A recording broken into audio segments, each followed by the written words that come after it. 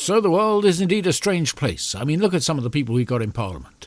Strange, don't even cover it. One of the strangest of them all, and looking to lose his seat at this election and hopefully have some spare time on his hands in which he can look for other properties in maybe sunnier climes, is Jacob Rees-Mogg, a man who wouldn't look out of place with a rubber on his head. Well, during a debate in the House of Commons with the Digital Markets Competition and Consumers Bill, Jacob Rees-Mogg corrected an SNP MP on the circumstances of Nigel Farage's being debanked.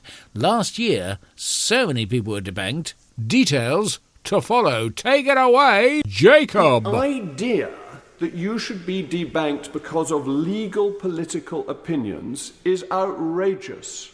And I know that the Honourable Member for Gordon teases me for mentioning Nigel Farage, but actually, if you are a separatist and you want to break up the nation, that's a political opinion that in other countries would be considered treason. Love the way he says treason there. Let's hear that again. Treason. Ooh, listen to that. It's a very clipped way of speaking, don't you know? If you were in China and you say free Tibet and have an independent Tibet, you don't get a lot of quota from them. So once you start saying that you can be debanked for holding Nigel Farage's views, what about being in favour of Scottish independence? Jacob is setting up a false premise here, because Scottish independence is a completely different issue. Nobody has ever said that Scottish independence would mean that English people couldn't marry Scots people because it would dilute the purity of Scottish blood. Would that be a view that one bank might not like and would say that members of the SNP, a perfectly legal party, should not be banking with them? It affects every political opinion, and your political opinion may of today be fashionable. The mere idea of Jacob Rees-Mogg knowing anything about fashion just tickles me. It's like he's going through some 19th century Grattan's catalogue and going, "Oh, look, what fetching pantaloons." But tomorrow it may not be. And we always have to consider in legislation the protection of free speech against the interests of passing fashion, because we may be the ones, and opposition members may be the ones, who are affected by it in a slightly different or changed environment. But this business about Nigel Farage actually highlights a bigger case. The UK's financial watchdog is currently trying to find out how many customers have been debanked by the UK's largest bank as part of a probe into account closures and freedom of expression. The relationship between the two mean a healthy democracy, and the banks seem intent on stifling that. The move by the Financial Conduct Authority allows the scandal sparked by politician Mr Farage after he revealed that Coutts decided to shut down his bank account. Just for a point of reference, you need £1 million liquid assets to be able to bank at Coutts. £1 million. A man of the people. The FCA issued a questionnaire for the largest banks and building societies after saying it had launched a review into the account terminations across the banking sector. Now, it was going to ask for information on the number of customers who have had their accounts terminated or suspended or been denied banking services altogether and the reasons why. Over 140,000 business accounts were closed last year without explanation, and the figure is thought to be a lot higher for individual private customers across the sector. Banks are also being asked about issues relating to freedom of expression and how many complaints they have received from barred customers. Though how exactly that makes a difference if the customer is actually barred from doing business with you that they complain, nobody really knows. The honourable gentleman for giving way, but are we not talking about slightly different things here, and that there was nobody... Certainly there's a highly contested narrative around the circumstances the right honourable gentleman describes, but my understanding is that the gentleman in question was not so much debanked as offered a lesser account and has subsequently found somewhere where he can bank satisfactorily. The honourable gentleman is misinformed that he was only offered any new bank account with the NatWest rather than with Coutts when it became public. Prior to that, he had not been offered any banking facilities, nor had he been able to find another bank that would take him on. In fact, listening to Jacob Rees-Mogg, it's like the entire banking system got together and decided to specifically irritate Nigel Farage, which is not a good thing.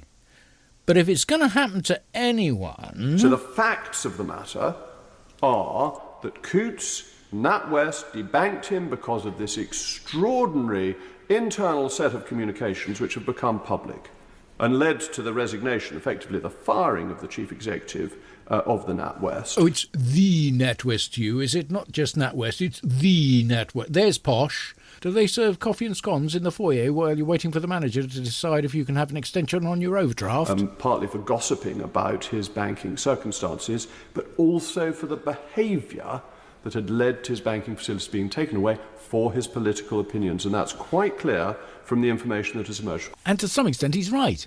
It's totally wrong for a bank to stop services to somebody just because they hold a view that the bank doesn't agree with, because that's a very dark way of forcing people to have an opinion which they don't necessarily agree with. It literally leaves the door open to everything from organised crime to saying somebody looks nice today. It's a blanket so wide it could easily cover the Himalayas. And banks are, after all, supposed to work for you, though you wouldn't think it. Anyone who's had those messages saying, please pay in some more money today or incur further charges, can't help but think of pinstripe gentlemen wearing trilby hats and saying, this is a nice vase, whoops. And being debanked is a snake which eats itself. With the increasing amount of companies accepting payment by direct debit or standing order for your bills, if a bank closes your account, those things don't get paid, and that affects your credit record. And one of the things that a new bank will look at if you are debanked and you have to move your account is your credit record.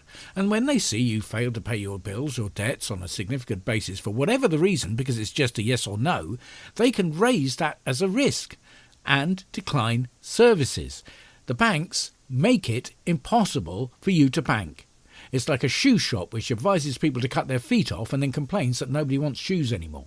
Putting Nigel Farage aside, God, I wish we could just push him aside, 34 banks and building societies have produced results to queries which do not point to a problem of people being debanked because of a stance on their political issues or their general views.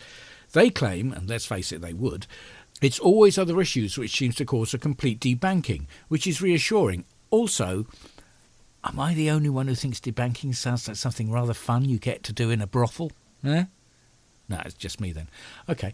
There are banks which have long declined accounts to businesses that conflict with their company's policies. And a bank might not like somebody who deals in fossil fuels if they have defined policy against that and may decline them services. But reputational criteria should not be stretched too far. Just because somebody acts like a twat doesn't mean that they should be declined banking services. In fact, what the Financial Conduct Authority work has shown is that financial crime and the bank's tolerance for risk are the main causes of closure for actively used accounts. That's why we need an open discussion, really, on the future of getting the balance right. With the increasing number of cards and other payment methods and the slow decline, and in my opinion, wrong decline of cash, let alone anywhere to pay the bloody stuff into, a bank account today has become more of an essential utility than a commercial service. And it should be treated as such. You should have a universal right to some sort of banking account. And with over 1 million people in this country who don't actually have bank accounts of any kind, that's going to be a problem. It's going to leave a sizable number of people without any sort of facilities whatsoever, and growing if the banks continue debanking people at the rate they are. We need a universal service obligation, but that's expensive. It increases risk, and the bank's tolerance for risk, especially at the moment, is very, very low. So what do? We've got to look into it, and we've got to answer these questions. Let's go down this road together. Probably on foot, because the bank stopped our card and we can't get an Uber.